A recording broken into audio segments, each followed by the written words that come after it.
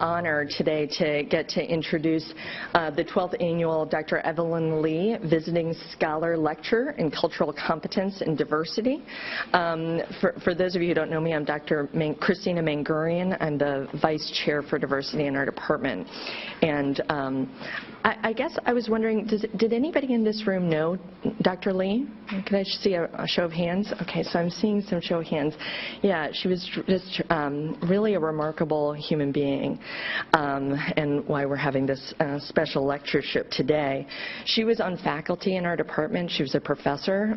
She came to UCSF back in 1982, and she came to San Francisco General Hospital at that time. She was the program director of the Asian-focused inpatient team, and she worked there for many years. And then she left San Francisco General and became the executive director at RAMS, which is in the Richmond district. It's a nonprofit community-based mental health clinic focused on serving the predominantly Asian American and actually Russian American population there in the Richmond.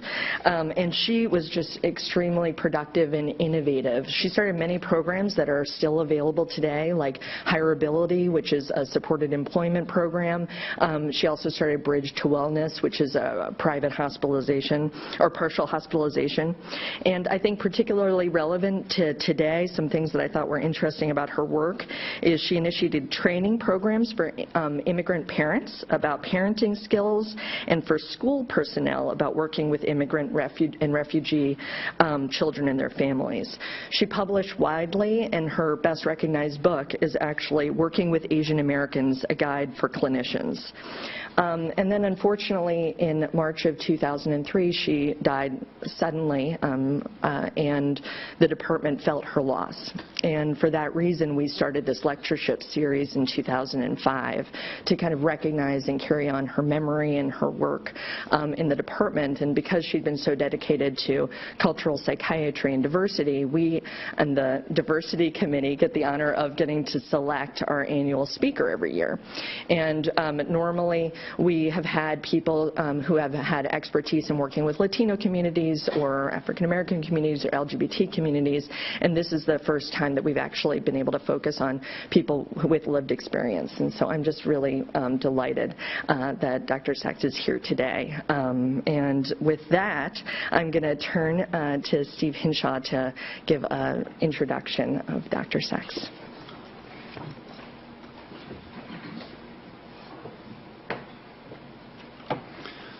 Welcome, everyone. It's my distinct pleasure to introduce Dr. Elyn Sachs.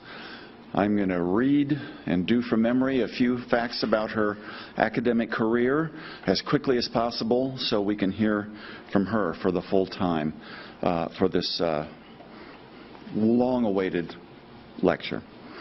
So Elyn Sachs is the Orrin B. Evans Professor of Law, Psychology, Psychiatry, and the Behavioral Sciences at USC's Gould School of Law, Adjunct Professor of Psychiatry at UC San Diego School of Medicine, and a faculty member at the New Center for Psychoanalysis. She received her bachelor's degree from Vanderbilt, where she not only received honors but was the class valedictorian. On a Marshall Scholarship, she then went overseas to Oxford, where she received her MLit in philosophy, came back to the States, received her JD from Yale Law School, where she was on the Yale Law Journal, and then subsequently a doctorate in psychoanalytic science from the New Center for Psychoanalysis, where she was awarded the Jacques Briand Prize. She's also an honorary Doctor of Laws from Pepperdine. She works extensively in the interface between law and mental health, has published several books and numerous scholarly articles.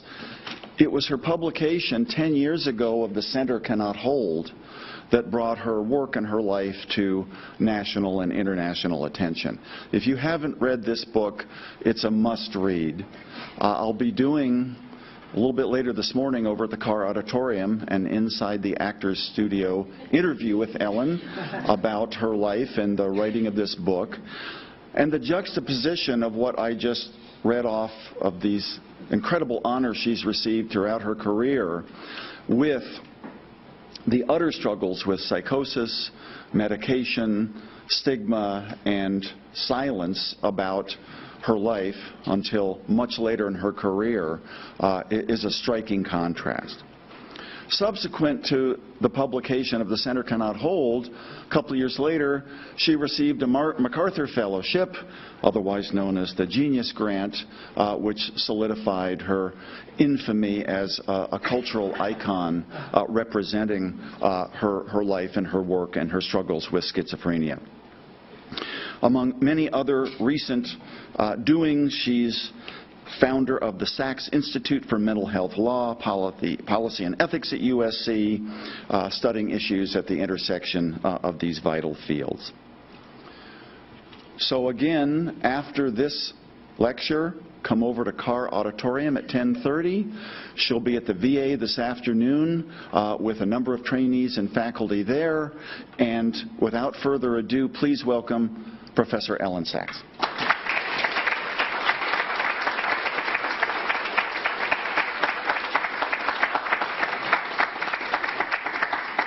Thank you all for coming out on this rainy day, and thank you, Dr. Hinshaw-Steve, for that lovely introduction.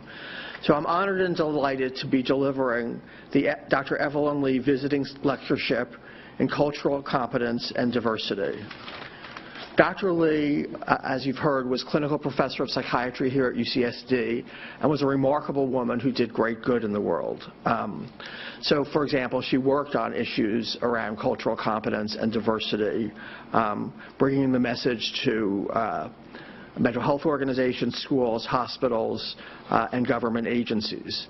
As one of her admirers said, quote, "She was widely respected and loved in the mental health field and the Asian American community as a clinician, administrator, teacher, author, community advocate, and humanitarian," end of the quote. Again, I'm honored to be delivering this lecture in Evelyn Lee's name. I'm also honored to be talking here today at UCSF Medical School, which, as I understand it, is like the best medical school in the country. Good for you. I hope my colleagues at USC aren't listening. I'm also delighted to be presenting to trainees and psychiatrists and psychologists and social workers. You guys are the face of the profession that helps people like me, and I want to give you a kind of window into the mind of someone who suffers with psychosis, sort of to convey what the subjective experience is like in the hopes that that will be useful to you. So I'm going to be speaking this afternoon about people with schizophrenia, not about schizophrenics. The difference is more than semantic. Words matter. Good psychiatric treatment has kept me alive. Sensitive and wise psychiatric treatment that has recognized the centrality of my environment to my healing has allowed me to flourish. This afternoon, I'm going to speak about the relational aspects of my brain disease. You here today know that people who struggle with mental health disorders are not just walking symptoms that can be cured by a pill, even though many forces within our health system would have described me as precisely that. Mental health and mental illness involve whole people in relational, social, and political contexts. All illnesses are experienced in these contexts, which can have a powerful role in how an illness is experienced. We need to understand people in the richness and fullness of their lives. So I've informally titled my talk today, Schizophrenia and I, Making Peace with Mental Illness. My title is an attempt to convey that schizophrenia, which is a brain disease, is a relational illness. By relational, I mean that it involves personal identity, that it profoundly impacts one's social world, and that it has political meanings as well. That's what I want to address today, the identity, the social, and the political aspects of schizophrenia.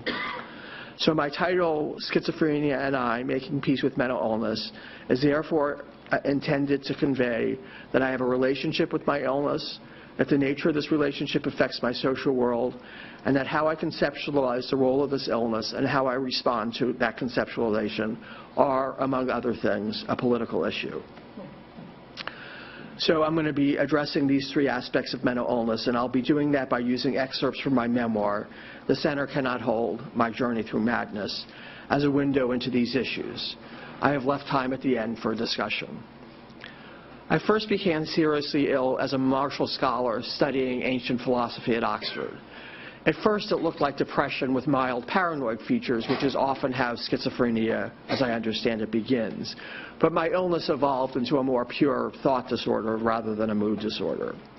Despite much resistance, I eventually found my way to a psych hospital with strong encouragement from my doctors at the university, whom I had seen at the urging of a friend who was a neurologist.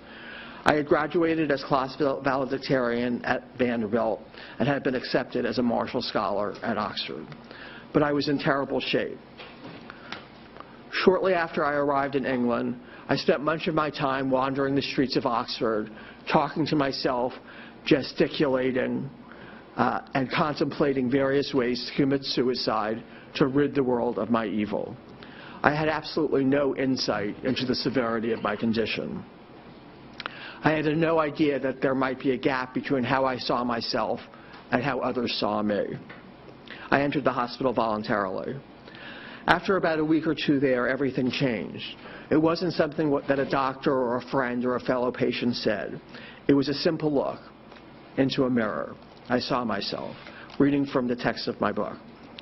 It was the first time I'd actually seen myself in weeks, and it felt as if someone had punched me in the stomach. Good God, I thought, who is that? I was emaciated and hunched over like someone 3 or 4 times my age. My face was gone. My eyes were simultaneously vacant and full of terror. My hair was wild and filthy, my clothes wrinkled and stained. It was the visage of a crazy person on the long-forgotten back ward of a hospital for lunatics. Ending the passage.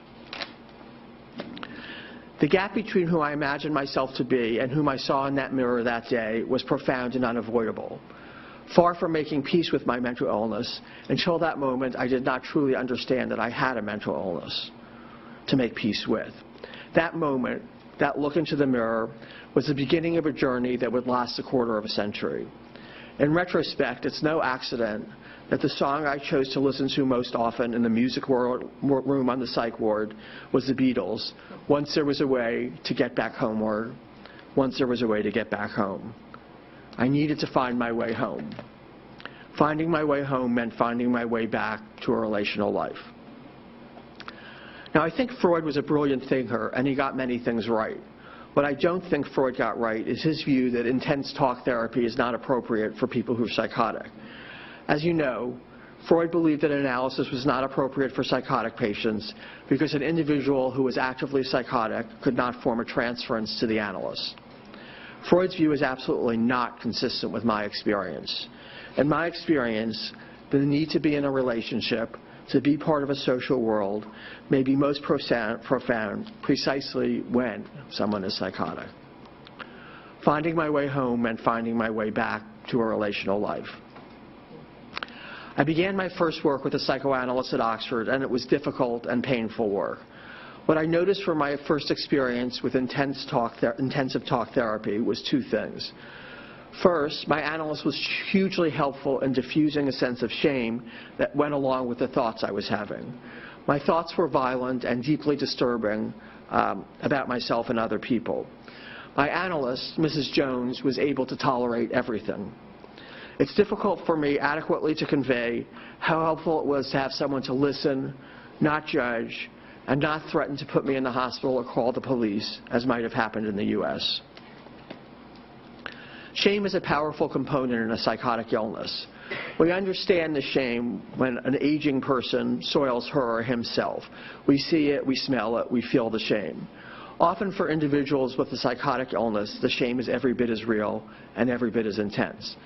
But it's invisible to other people. Second, I noticed that as I felt more related to my analyst, Mrs. Jones, I began to make friends and found it easier to work again. Now, I realized someone could object by questioning the direction of the causal arrows here. Fair enough. My point is that as I became able to share my internal experience, as I became able to relate to someone without shame, my ability to interact with the world around me got better. I want to note and emphasize that the most helpful consultant I had in England, the famous psychiatrist and psychoanalyst named Dr. Anthony Storr said two things. First, I needed to be in an intensive psychotherapy. And second, I should be back in school as a way to exercise my mind. I will be forever grateful to that consultant. I finished my degree at Oxford and came back to the States to study law at Yale. My transition was rocky.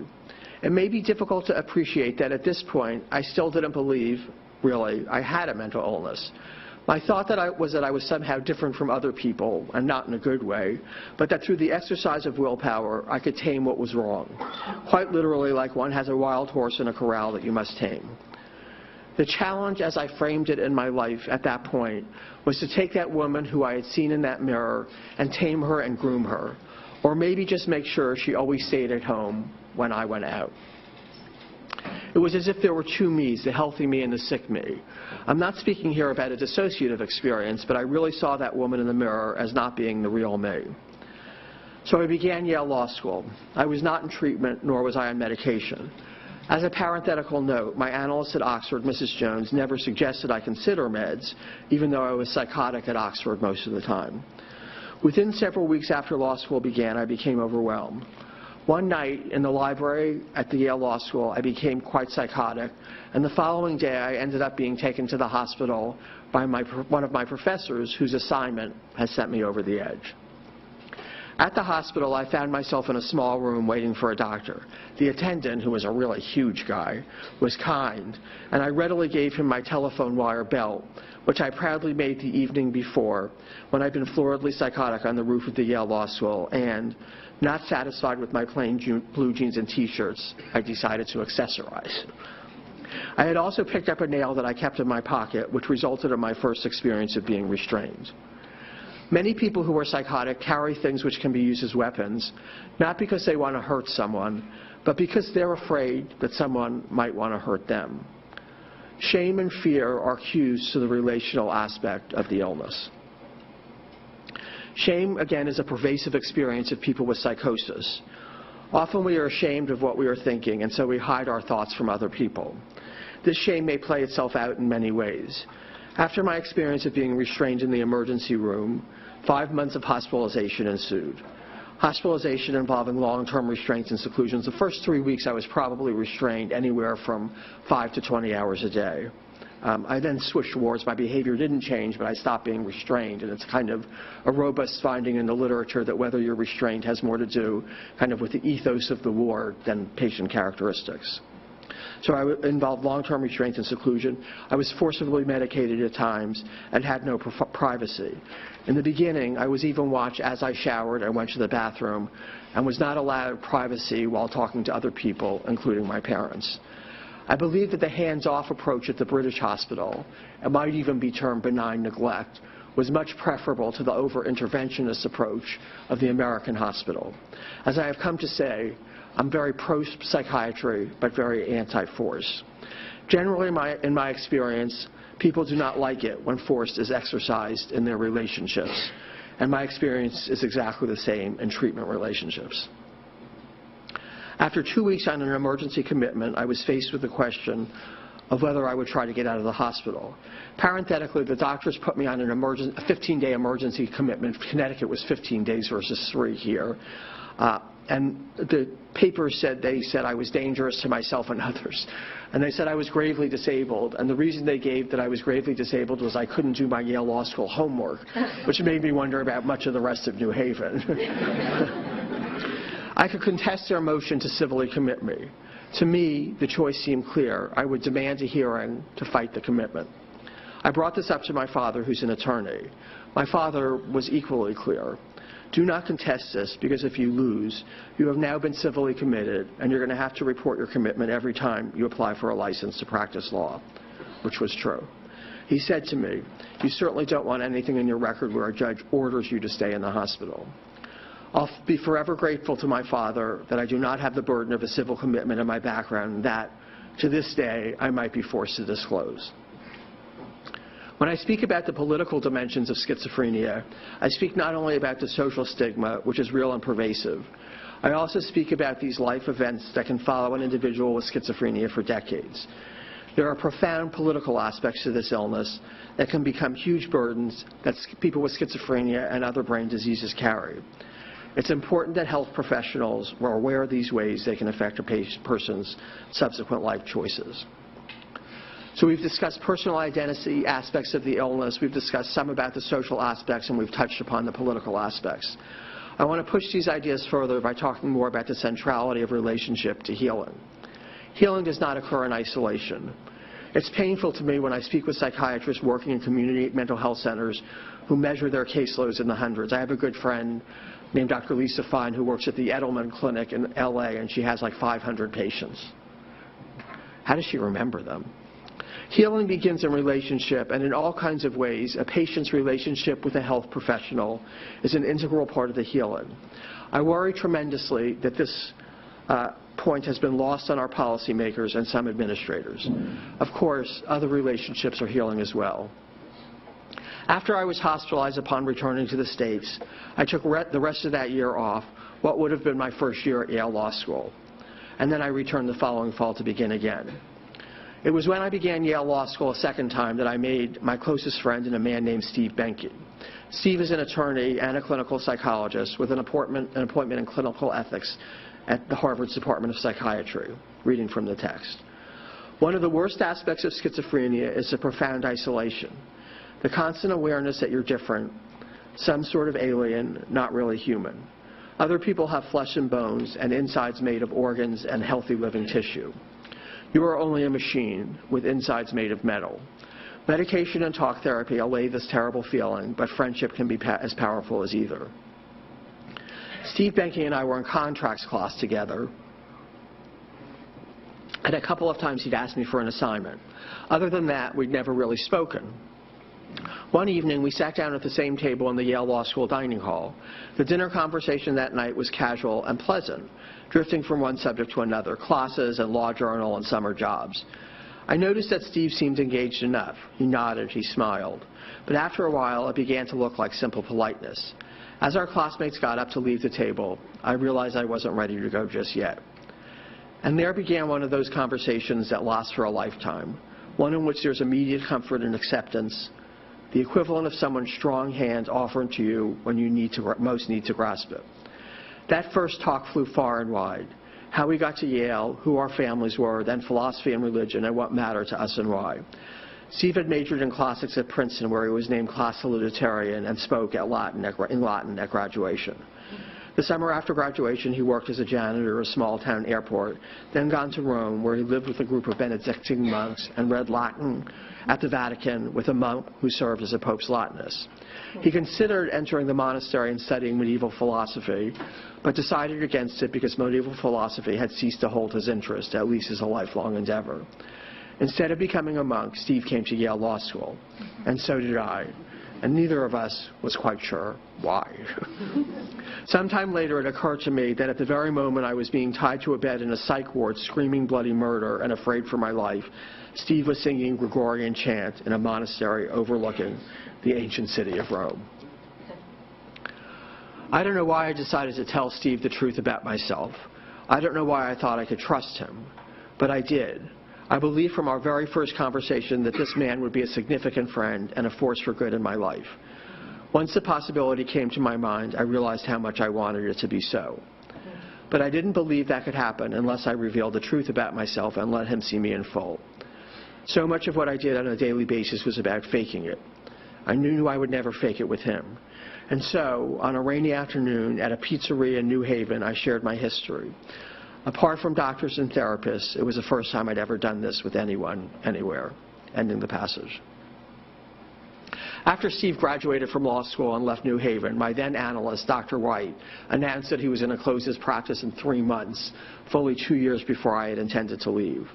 The news of White's leaving shattered me. Again, I returned to what I see as Freud's mistaken view that psychotic patients don't form transferences with their analysts. In fact, my transferences with my first 2 analysts were quite powerful, and at the end of these relationships, I could have easily ended up back in the hospital.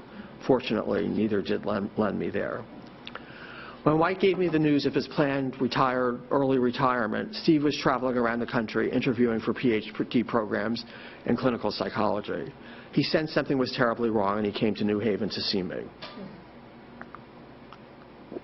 Reading from the text. I opened the door of my studio apartment. Steve would later tell me that for all the times he had seen me psychotic, what he saw that day shocked him. For a week or more, I had barely eaten. I was gaunt and moved as though my legs were wooden. My face looked and felt like a mask. Since I pulled down all the shades, the apartment in the middle of the afternoon was in near total darkness. The air was fetid, the place a shambles. Steve has worked with many patients who suffer from severe mental illness, and to this day he'll tell me that on that afternoon I looked as bad as any he'd ever seen. Hi, I said, then returned to the couch where I was silent for about 5 minutes. Thank you for coming, Steve, I finally said. Crumbling world, word, voice, tell the clocks to stop. Time has come. White is leaving, Steve said somberly. I'm being pushed into a grave. The situation is grave, I moaned. Gravity is pulling me down. Tell them to get away. I'm scared. Ending the passage. Dr. White, in the end, did not leave for another 2 years. Healing takes place in many forms and in many venues. I could not have survived this illness without close friends, family, and colleagues who have known me over the course of my illness and who have been there to help me. Healing takes place in relationship. As wonderful as Steve was and is, he was a friend, like a brother. Around the time I received tenure, or shortly after, I ran into a man named Will, a man I thought was cute, friendly, and smart, a man with whom I tried to flirt a few times when I was working toward tenure and he was working in the law library at USC. I mustered my courage and asked if he'd like to have lunch sometime. It had been 18 years since I'd been out on a date. I had been just too tormented by internal demons, quoting from the text. When it came to my personal life after my illness had quieted down somewhat, I started nurturing a fragile but growing relationship with a man named Will, a librarian at USC and an artist. I had tried flirting with him to no avail. Who knew how to do that? But after he left USC, he invited me to lunch, and then he invited me to see the California Poppy Reserve in Lancaster, not far from Los Angeles. So it was a really beautiful field of poppies, and I kept saying how cold I was, hoping he would put his arm around me. But he never did. But at the end of the date, he kissed me a long, lingering kiss goodnight. And the thought I have, and this is literally the thought that went through my mind, was, this is even better than getting an article accepted. Sad, sad. Actually, between lunch and going to the poppies, Will brought me a feather from his parrot, whom he'd lovingly described at lunch, and pasted it on my computer. And that night I asked my closest friend, Kenny from Vanderbilt, and I'm not sure why I put it this way, but I said, Kenny, do you think a guy who plucks a feather from his parrot and pastes it on your computer likes you? Kenny said, I don't know, Ellen, but one thing for sure, he likes you better than he likes his parrot. Actually, at that moment, he liked his parrot better. Back to the text, at the right moment I told him about my illness, and he responded as gently and as kindly as a person could. If Steve's friendship had made me feel human, Will was making me feel like a woman, ending the passage. When I say my relationship with Steve made me feel human, don't take that metaphorically. I did not feel like a human. I felt my insides were made of metal, and that things that happened to other people, the feelings that other people had, weren't part of my life. I believed I was something else. It was those two relationships, with Steve and with Will, which brought me not simply to think, but to feel that I am human and that I am capable of loving relationships. No pill could have healed the relational aspect of myself. I needed other people for that purpose. Today, Steve and Will are my closest friends, and I think of them as my two pillars. But there was a point where I thought I may have lost Steve. I suffered from an episode of Capgras syndrome, in which, as you know, one believes that a person has been taken over by someone or something else. That person is no longer really that person. This episode happened to me in the mid-90s when I was in a struggle with my analyst, Dr. Kaplan, about how much medication I should be on. We had reached a compromise, which I was not entirely happy with, but which I agreed to. I was scheduled to give 2 talks, the first on a Sunday and the second on a Wednesday, at a conference in San Francisco. Once I arrived in San Francisco and checked into my hotel room, I started to fall apart. I called Kaplan, and he suggested that I give my first talk and then return to Los Angeles between the first and the second talk. For me, having to come home between talks would represent a failure. If I had to choose between feeling terrible and being a failure, my choice was clear. I'd feel terrible. It wasn't a close call. Reading from the text. My sickness took a new horrific turn. For some reason, I decided that Kaplan and Steve were imposters. They looked the same, they sounded the same, they were identical in every way to the originals, but they had been replaced by someone or something. Was it the work of alien beings? I had no way of knowing, but I was terrified. It was a struggle, but I delivered my Wednesday paper and fled back to Los Angeles, shaking and completely paranoid. In nearly 10 years of experience, I had never missed an appointment with Kaplan. Now, I didn't go to my next 2 scheduled sessions and didn't call him to tell him why. So he called me. Elyn, you're not at your appointments. What's going on? I did not respond. It's not him. Don't say a word. It's not him. Elyn, what's happening? Nothing. I think it's important for you to come to your sessions, he said. I expect you to be here tomorrow. Is there something I can do? I know what's going on and who you are and are not, I said finally. That doesn't get us anywhere, he said. Talk to me straight. Nothing. No answer. Because you are not you. Okay, then I'll see you tomorrow, and he hung up. I did not attend our next session. Steve, sensing that something was very wrong, was calling frequently. I did not return any of his calls. Will, of course, recognized that I was very agitated, but he didn't know why. What's going on, he asked. The 2 who call themselves Kaplan and Steve are imposters, I said. The real ones are gone and they've been replaced. The ones who are leaving messages on the answering machine are fake. To his everlasting credit, Will stayed calm, ending the passage.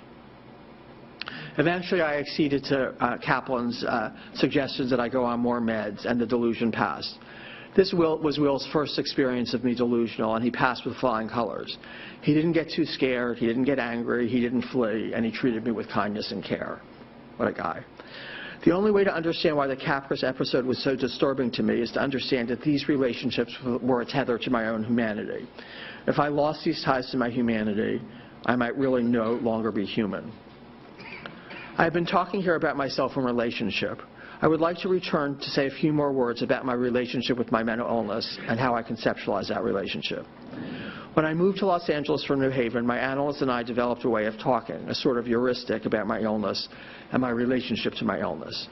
There were, in a way of speaking, 3 me's: Elyn, Professor Sachs, and the lady of the medical charts, the psych patient. I could not integrate these 3 aspects of myself. How could I be a thinker of big thoughts, a professor, if my mind were so damaged?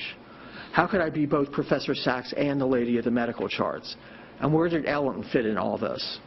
What took a huge amount of effort and what was ultimately self-defeating was to keep these 3 selves separate, which I worked to do for the previous 15 years. But I wasn't sure who was the real me. This confusion expressed itself in an intense ambivalence toward taking my medication. For me, my motto was, the less medicine, the less effective.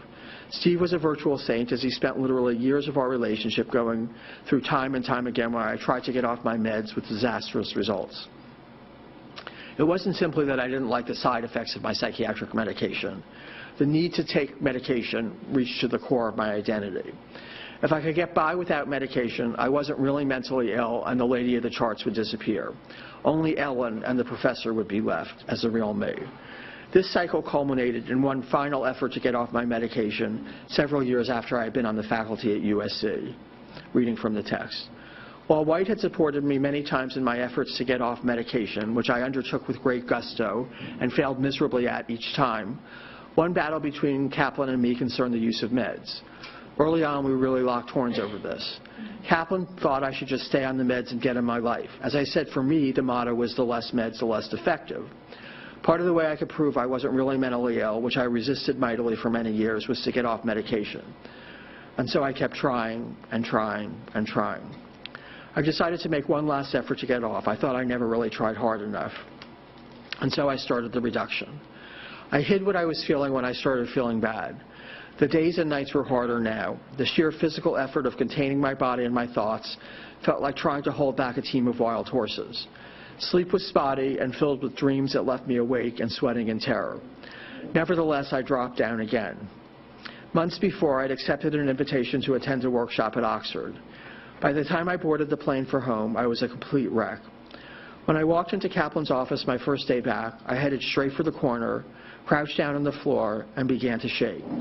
All around me were thoughts of evil beings poised with daggers. They'd slice me up in thin slices or make me swallow hot coals. Kaplan would later describe me as, quote, writhing in agony.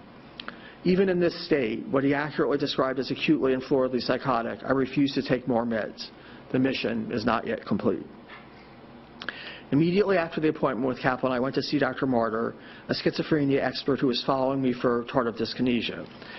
He'd never seen me ill before and had been under the impression, which I hadn't disabused him of, that I had a mild psychotic illness and my primary concern was avoiding TD. Have I repeated this? Okay. Once in his office, I sat on his couch, folded over, and began muttering. I was disheveled. I couldn't remember when I'd slept or what I'd eaten. When had I bathed? In Oxford? Before Oxford? Did it matter if we were all going to die anyway? Anyone who walked into that room would have thought Martyr was treating a schizophrenic street person. Weeks later, people told me that's exactly what I looked like. Head explosions and people trying to kill. Is it okay if I totally trash your office? You need to leave if you think you're going to do that, said Martyr. Okay, small, fire on ice. Tell them not to kill me. Tell them not to kill me. What have I done wrong? All the explosions, hundreds of thousands with thoughts, interdiction. Elyn, do you feel like you're dangerous to other people or to yourself, he asked. That's a trick question, I said. I don't think you ask a mental health law professor if she meets the statutory criteria for commitment in the language of the statute. I'm not sure how you do it, but not that way. No, it's not a trick question, he said. I'm serious. I think you need to be in the hospital. I could get you into UCLA right now, and the whole thing could be very discreet. Ha, ha, ha. You're offering to put me in the hospital? Hospitals are bad. They're mad. They're sad. One must stay away. I'm God, or I used to be. Will, my husband, made a marginal note next to I'm God, or I used to be. He said, did you quit or were you fired? I give life and I take it away. Forgive me, for I know not what I do. I really think a hospital would be a good idea, Martyr said. No, thank you oh so very much, I said. All right then, but if I were you, I'd stay away from work for a while. You don't want your colleagues to see this. Thanks, banks, bang, bye. See you soon. Oblivious to the look on his face, I left. The next morning, I did drag myself to my office because it was my hideout and refuge. I ran into my colleague Ed in the hall, and he quickly figured out what was going on. Elyn, what the hell's going on? I thought you were kidding at first, but you're not, are you? Does anyone else know about this? Is it okay for anyone else to know? I wouldn't mind telling Michael, I said, not the archangel one, our colleague. Suffice to say that Ed eventually brought me home, showing the good judgment to follow the advice of my psychiatrist rather than tackle me to the ground and taking me to the ER as others, including Ed's internist wife, were recommending. Eventually, I acceded to everyone's demand that I take more meds. I could no longer deny the truth, and I could not change it. The wall that kept me, Elyn, Professor Sachs, separate from the insane woman I had once seen in that mirror long ago, lay smashed in ruins. Ending the passage. And then another event pushed me past the point of no return in accepting that I indeed had a mental illness. I got on a new drug. Because of the risks of my meds, Kaplan suggested one of the new classes of psychotics, a drug called olanzapine.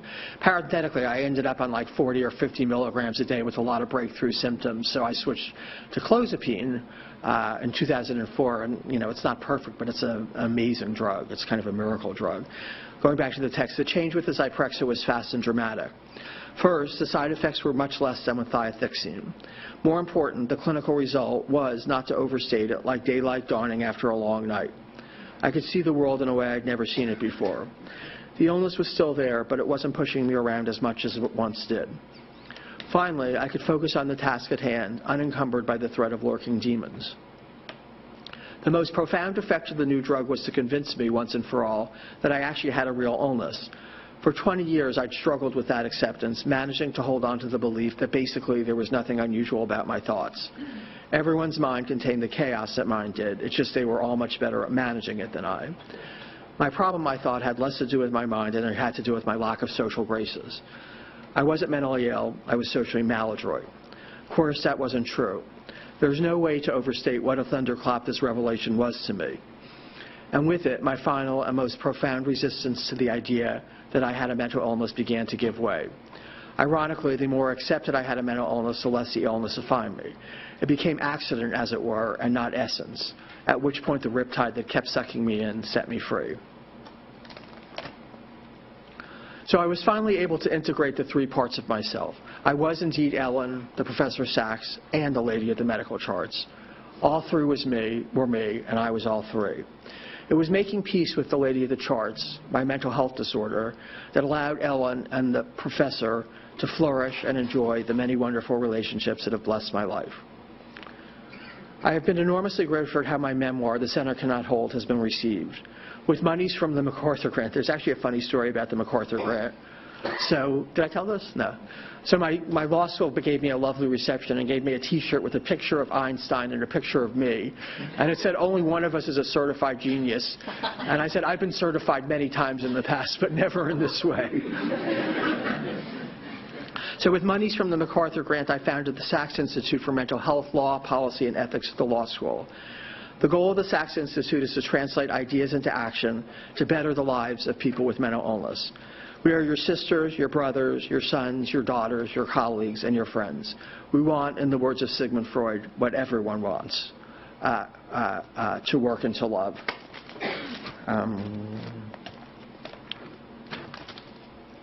That's it.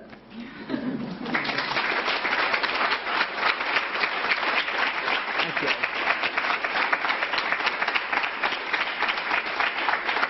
Thank you very much. Thank you. So do we have time for questions? Yeah, we have plenty of time. Yes. Thank you so much for a wonderful talk. I appreciate it. Thank you. Very important talk. What do you think Steve Martyr should have done differently? He, of course, is an expert in schizophrenia. Yeah. In fact, we collaborate now on some research. Is it really? What did he do wrong? I don't think he did anything wrong. I don't think he did anything wrong. I just needed to, come to terms with, I think there are lots of reasons people resist meds. Just to go through some, they don't like the side effects, obviously, is one. To me, if the choice is between gaining 20 pounds and being psychotic, I'm going to gain 20 pounds, which I did. If I gained 100 pounds, I might feel differently. Second, they feel better on the meds and think they don't need it anymore, the way people don't finish antibiotic prescriptions. Third, they feel like they don't have an illness, so why should they take medication? And I think one way you can finesse that is to say, you're complaining a lot about sleeplessness and being jittery, and the meds can help with that. And then finally, the quote, as we call narcissistic injury of having a mental illness and needing meds. And for me, that was the big thing. And I just needed to work through that, mostly in analysis. Steve was prescribing, and when I finally did decide to give it a go, he had prescribed good meds for me that made me feel better. And once I started feeling better, I was like, well, I'm not going to stop this, because so that's, my analyst kind of was, encouraging me, and Steve Martyr was encouraging me, and I decided to give it a go and love the effects, basically, is how that happened. Yeah. Thank you very much for the presentation. Thanks. I have a question. If we look at psychosis just as the symptoms of psychosis, which are many, and the fact that you were treated with clozapam and responded positively to it, I'm just kind of wondering if at that time or prior to that time, is it possible that the differential diagnostic process that you took through resulted in a diagnosis that may or may not have been correct? All that aside, maybe it's just for heuristic purposes. I wondered if that's something that you were... It's sort of interesting because I had one of the few insurances maybe 15 years ago that would pay for psychoanalysis. Can you believe it?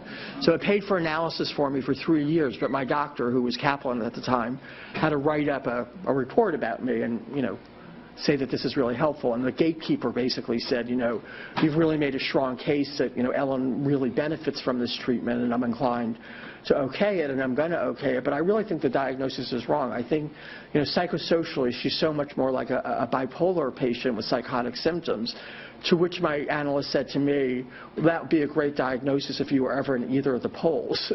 So, because I had some mild depression at Oxford. I also had a couple of mild depressions when I had my subarachnoid hemorrhage. After that, I was a bit depressed.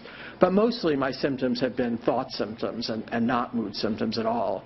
So I actually think it's the right diagnosis. Should it be, schizoaffective? Should it be atypical psychosis? It's something in the psychotic realm is what I think and what all my treaters think. Yeah. Thank you so much for the wonderful talk. I actually have a question about the writing process. Okay.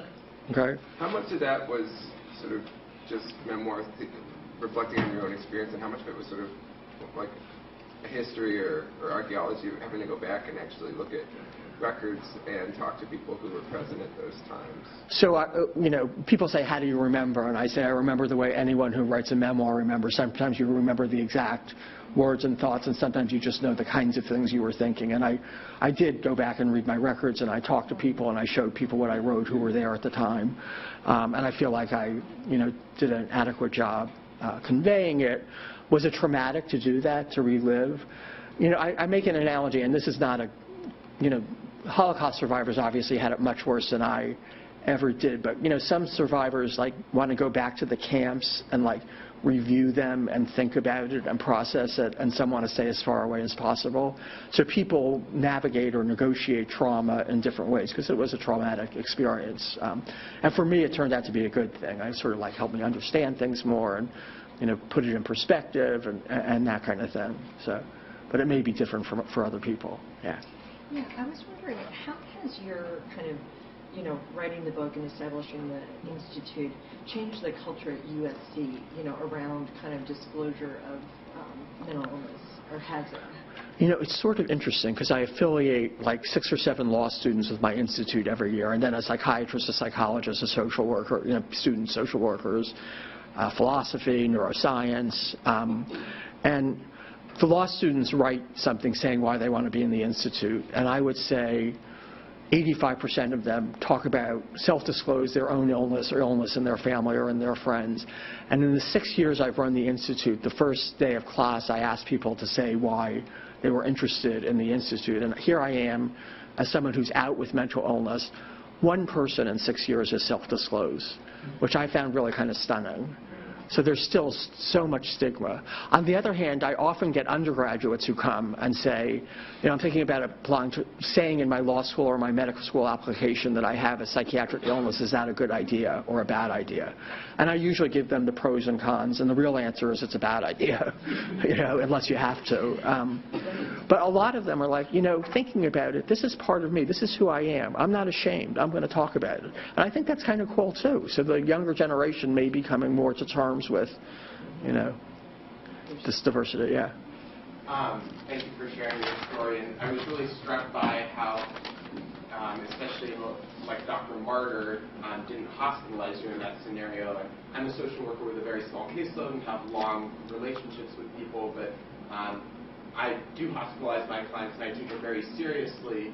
But I find that in general our relationship actually gets stronger through that process. That wouldn't have happened to me. But I'm curious about. Yeah, no, I actually think all of my therapists have been willing. Lethalness. I mean, even to my analyst in Oxford, I used to carry in my purse a serrated kitchen knife and a box cutter. I never took it out, but I told her I had it. And I think a lot of people would have hospitalized me. And I think I'm very grateful that my therapists were willing to sit with a certain amount of anxiety for the sake of respecting my strong wish not to be in the hospital. Obviously, it's easier to do that with someone you're in long-term treatment with than with someone who shows up in your ER. That's a kind of different kettle of fish. But they were willing to do that, and I was really, really grateful that they were. So I haven't been hospitalized since 82, 83, and I sometimes say that's my proudest accomplishment, which is kind of a weird thing to say. You wouldn't say if you didn't relapse with cancer that you were proud. You would say you were lucky. So, yeah. It's like a big legal and policy issue has to do with employment. And I'm a psychologist in private practice, and I've had several patients go to an IOP, take a few months off of work, and then return, but it seems like it's all or nothing. So they go back full-time, and they can't cope. Right. And these are not necessarily psychotic illnesses, but anxiety, mood disorders, and I'm also an attorney. I don't practice anymore, but I don't know how to advise them. Because in theory, if you have an illness, you can take time off, and you're entitled to accommodations, but in reality, there's stigma, there's shame, there's limited time you're allowed to take off. And I'm just wondering if your institute is addressing any of that, or if there's something new that you know about, or... I mean, the ADA obviously is very important, and a lot of people don't observe it, So I actually, My school is really generous to me, and I find classroom teaching stressful. So they let me do one-on-one teaching, and a practitioner teaches my mental health law class. And one of my colleagues was asking about that, and I said, either they really like me and want me to be happy, or they're accommodating me under the Americans with Disabilities Act. She said, I hope it's the latter, because they don't seem to want me to be very happy. And I don't really care what it is. It just makes my life better. But, really the only thing you can do is, go to the HR department and say, I have this disability and I'm entitled to accommodations. And if 2 days a week I can have a 2-hour lunch break so I can see my therapist, I will be able to do my job, and I would like you to accommodate me and let me do that. And if they say no, you go to a lawyer, I guess, or a mental health law agency. We have something called Mental Health Advocacy Services in LA that has a division that does that kind of work. But I think that issue that you talked about so eloquently, which is coming to terms with your mental illness, I think is even harder. Absolutely. Like anxiety disorder, because they think, well, I'm not really sick. I should just be able to cope with this. And Right. So in order to go to HR, you have to feel like I'm Right. entitled to this and Right. it's reasonable. Right. And it's not a character flaw. Right. Right. So you need to help your patients understand that if you can. Yeah. Yeah. I have actually two questions. So the first is interesting that you made the comment that you feel proud, but if you had cancer, you would feel lucky. And I wonder whether or not the semantics of that also has, some importance. That the notion that somehow it's your, it's your will as opposed to. No, absolutely, absolutely. And along those lines, I guess I'm really interested. We're in the department. We're always sort of struggling between the idea of providing a protected and safe environment for people with mental illness, and then trying not to send out signals that this is shameful, removed from the rest of medicine, etc. Right. So we get into this kind of push and pull Right. around thinking about, what do we do with regard to patient privacy? Should we be different with regard to our medical record than the rest of UCSF? Right. Should we have a building that integrates medical care, Right. or have a separate private place? I'm wondering, from your experience, do you have any advice to us about sort of how to attack it at kind of an institutional level, the issue of? I actually think integrated care is really good. Having kind of one stop where people can go. And there's not a special door that you go through if it's psychiatric or if it's medical. And one reason is, stigma. Another reason is, isn't there a statistic that people with mental health disorders die, 15 to 20 years earlier than other people?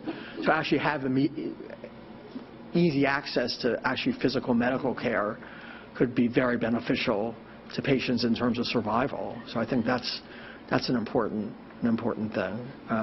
Some people probably would want the psych thing to be way far away, that nobody knows where it is. Maybe you can sort of have some focus groups with patients and see what they think. Yeah. Okay. Hi. Thank you so much for your talk. At the beginning, you made the important distinction, I think, between calling someone a schizophrenic and Right. saying a person with schizophrenia. And I'm wondering, if you can speak a little bit more about that and the power of language and how we as treatment providers can play a role in that, and I guess what the language that we use, the importance that we have. So there was actually an op-ed or some kind of small essay written about me in the New York Times, and the title was "Schizophrenic, Not Stupid." I said, you can't use that title. You just can't use that title. So they changed it with schizophrenic and successful, which is still pretty bad. It's sort of interesting because well-meaning people who would never use a racial or an ethnic slur talk about crazies and wackos and Looney Tunes and nutcases without even thinking about that these words might be painful or harmful for people who struggle to hear. So I think we need to kind of educate people, educate the public, educate the press about language, because language is important. It has an effect. It has an effect on people. I have a friend with schizophrenia who's a PhD psychologist in Ohio named Fred Fries, who does a lot of work around stigma. And the line he uses is, please stop using the N-word, nuts, which I think really makes the point very, very well. I think the media is getting better. There are more TV shows with people with mental health disorders who aren't portrayed in either a ridiculous or a scary way. Eric McCormick, who is in Will and Grace. He also played Dr. Daniel, what was his name? Daniel something in a TV show called Perception.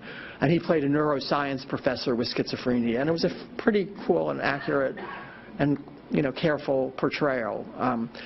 I've never seen the show, but is there something called Homeland where the woman has bipolar illness? Is that done well? Or? Pretty good. Yeah. Some of it is kind of silly, like Monk's OCD is kind of a caricature. But I think we're having more TV shows and more movies, and our culture is a TV and movie culture, so that may affect how people think about mental health disorders. What they say about stigma is coming to see the mental illness as a brain disease doesn't much reduce it, but putting a human face on does. So to the extent that people can come forward and discuss their illness, you're going to change more minds than, if you just tell them it's physical. So I'm curious about your analysis. Okay. And I'm so happy to hear how effective just the relationship itself was. Because certainly as a psychotherapist, my anecdotal experience with my patients is how important the relationship really is. I'm curious if you can speak to any ways that you felt like your analysis was really effective with holding some of the more psychotic symptoms, delusions, or whatnot. Did I talk about the reasons I think analysis works? No. Okay. I really do have a bad memory.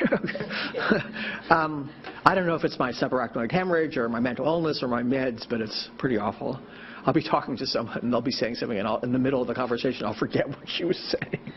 Anyway, so I think analysis helps in a number of different ways, and these aren't all specific to analysis, but I think they all are at work here. And first, stress is bad for any illness, in particular mental illness, and analysis can help you identify your stresses and either cope with them or avoid them. Second, it sort of fortifies a, quote, observing ego, where you can kind of stand back and review what's going on in your mind and assess it and make sense of it and process it. Third, it's a safe place where you can bring your chaotic and scary and violent thoughts, and if you talk about them in therapy, you may be able to not talk about them out of therapy. I think interpretations can be helpful. I mean, people have different views about psychotic symptoms. Some people think that they're sort of random firings of neurons with no meaning. Some people think that they kind of tell the truth about your psychic reality, and some people, but that talking about that with the patient doesn't work if the patient's psychotic, and some people think it may work if the patient's psychotic. And in my experience, the last has been true. Most analysts wouldn't take the first view, but many would take the second view. So interpretations can be helpful. So I was saying violent and scary things, and my doctor said, Elyn, I think you're saying violent things because you're really scared. The violence is your defense against fear, which made sense and made it go away. And also, nowadays we don't think of so much reduction and remission of symptoms, but recovery and quality of life. And it's for the patient, him or herself, to say what quality of life is for him or her. But therapy can help with that, for sure. I mean, you can even think about it this way, that patients with schizophrenia also have the same kind of work and relationship issues that chronically healthy people have, and that therapy can help them with those as it helps other people. So for me, it's just been a lifesaver. Yeah. Thank you for your fantastic talk. Thanks. One of the biggest struggles I find working with patients who are psychotic is we really lack insight and we refuse to Right. call this kind of thing. It's not just been a real big journey for you.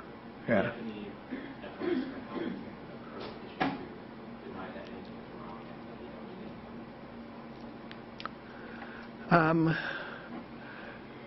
It's a hard thing to say because you can't just sort of reason with people. You can't reason someone out of their lack of insight. But you can try. You can say, some of the things you're talking about, these kind of beliefs are not things that people who don't have mental illness think. And, it's not a crime to be mentally ill. It's a medical condition. There are things you can do for it, So let's try to work with it instead of fighting it, because if you fight it, it's just going to get stronger and more overpowering. So that, it's a really hard nut to crack, to get people seeing that it's real. Again, for me, what really clinched the deal was when meds started working and I realized that other people's thoughts were like my medicated thoughts and not like the thoughts I had before. So that's one way you can make some inroads if you can get the person to take the meds. And also, work through the narcissistic injury. The way you might about any narcissistic injury. You got a bad grade, you got a bad report card this term, someone in your family's sick and that's worrying you and, you're thinking not properly. And that's all I can really suggest. I wish I had more. Yeah.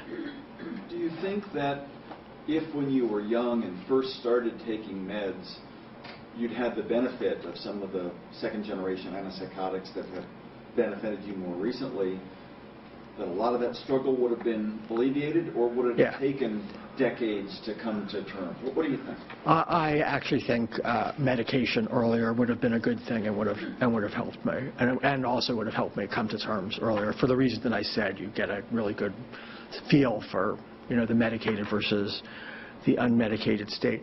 I still think, some people say, well, if you had taken meds in 1977, maybe you wouldn't have needed to go into therapy at all.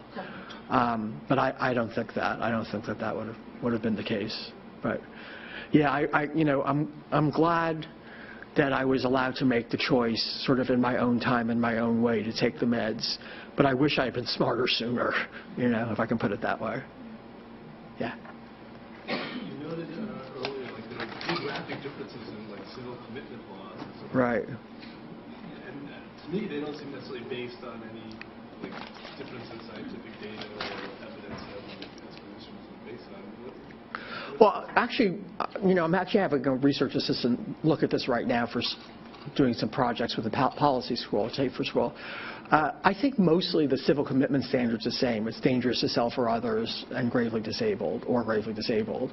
Different jurisdictions have very different procedural regimes. So like in California, it's originally a 3-day commitment, and then it's, you get a week and then another week, and if you're dangerous to other people, 6 months. There's a very lockstep, process you have to go to hold someone. In Connecticut, at least when I was there, I'm not sure it's still the same. The emergency commitment was for 15 days, and if you were committed, you were there for a year. You didn't have a right to a hearing for another year, and then every year thereafter. So it was a totally different procedural regime. As I said, England, at least when I was there, was very different from America. So I think at that time, they committed 3% of their patients, and that included emergency commitments, and we committed 50%, and that didn't include emergency commitments. So it's a very different kind of culture there. For unclear reasons, maybe British people are just more deferential, right? If the doctor says I should go, I go, but whatever. But restraints are, and medication is different. So right to refuse medication if you're competent is true in 50% of the states. And the other 50% have a different standard. Most of them have some kind of standard like, you need the medication, and if you don't take the medication, it's going to lead to a substantially longer period of time ill and put you at risk of being civilly committed, standards like that. And then in a few places, just, you're mentally ill and you need medication. That's kind of rare. So states are different in that regard, but not so much in civil commitment. Probably with restraints, there are some differences. Some jurisdictions will say imminent danger to self or others. Some will also say, the last time I looked, for treatment purposes as well. But do people observe that? My friend Steve and I had clients at Connecticut Valley Hospital who type report after type report in his chart said, patient refuses to get out of bed, so we restrained him. Doesn't look like danger. It looks like uncooperativeness, So, yeah. I was struck by the psychiatrist who recommends hospitalization makes the point of saying, I will be discreet about it. Yeah. And just made me wonder if you could speak on your experience, any ways you felt like you were treated differently because you were a law professor. Well, I wasn't a law professor at that time. I was a student. A student in the college system, or... Yeah, I was a law student when I was ill here. I I doubt it. I don't think people think law students have very much knowledge or power, but as a lawyer now, probably it would make people more anxious. You know, sometimes when I go into my dentist, I say I've just developed a new specialty in dental malpractice, and they're like, I said, just kidding, just kidding. Just the legal aspect. I mean, more the So more respect. The peer aspect of it. That's interesting. That's interesting. I did not feel treated like a peer, actually. Yeah. It didn't feel. I'm just struck by that, the discreet. Like, I'll hospitalize you, but it would be discreet. Yeah. So you. Would I say that? So yeah, you might actually be more likely to say that to someone who's got high professional stature. So at that time, I was a professor. Yeah. Yeah. So I think that's right, and I kind of think it's a shame because I think everybody should be treated with dignity and respect. Yeah. So kind of in the same vein, I think like your recovery process took a lot of patience and resources. So how can we, or what are your thoughts on advocating for clients with the same experiences, but from a lower socioeconomic status or from more marginalized groups? Like how in the field do we advocate for them? No, I think that's a really good point. Sometimes people will say, you know, I can afford to see my patients 15 minutes every 3 months, and you see your doctor 5 days a week. How on earth are my patients supposed to do as well as you? And I say, you're absolutely right, and I feel some survivor guilt. There are other people like me, so I'm doing the high functioning study with Steve Martyr, and we've got 2 MDs, a JD, PhD candidate, et cetera, et cetera. I asked him once, what percentage of patients with schizophrenia does he think are high functioning in our sense, professional, managerial, technical? He said, I don't know, Elyn, the real question is how many could be if we devoted proper resources, which I think is exactly the right answer. Sort of my conviction is that many people can live up to their pre-illness potential if we give them the resources to help them. And that we have we should have a commitment and we have an obligation to try to do that. Because the difference between a life like that and a life, in a clubhouse watching TV all day is a big difference. Well, yeah. Do you know if there are any studies going on right now comparing outcomes for patients, for people who are diagnosed with schizophrenia who go through psychoanalysis versus those who go through psychodynamic or I'm not aware of any literature. There might be, but I'm not aware of it. And well, so towards your earlier point, is you think that some patients really benefit from having psychoanalysis and developing a transferential relationship with their therapist through the intensive psychoanalytic process. I'm just wondering, is that something that we could find? Because I have worked with patients who have been schizophrenic in the past, and it would be very helpful to know if there's any way to get somebody who could be high functioning, and of course they all sort of stigmas. So you're saying how do we get those people to psychoanalysis? Yeah. No, I don't know. It's a hard thing. I do believe it's important. I have a friend with severe bipolar illness who did great in psychoanalysis. I do well in it. Going back to the transference point that Freud made, you can have a psychotic or a neurotic transference. So I kid around that my transference went from thinking my analyst was a devil and a monster who was going to kill me to thinking that he just didn't like me. So went from a really psychotic to a really neurotic transference. I guess, you develop a reputation or you have friends and colleagues who are aware that you're willing to try that and refer people to you. So I don't really know. That's one of the things I admire kind of private practice psychiatrists and psychologists for, which is in a way, you're doing really good works, but you're also running a business, and that part of it can be challenging and hard too. So I don't really know. Yeah. I don't want to just talk to the front. So there's a really poignant little vignette from your book where after your first hospitalization in the UK, was it Warneford, was that the name? Warneford, yeah. And you were there and you were getting somewhat better as you kept studying for your master's, and you decided to go back the next year, if I got the timing right, and volunteer there. Yes. But you were crazy enough to admit you'd been a patient there, right? Yeah. And so you never got a call back. Right. And well, and then I called the volunteer person back, and she said, "Oh, it turns out we just really don't have anything." we don't have anything. Yeah. But I went to the other hospital in town and did volunteer there. So that was, you were in your early 20s, and maybe that was one of your first vivid experiences with stigma? And can you Yes. talk about that a little bit?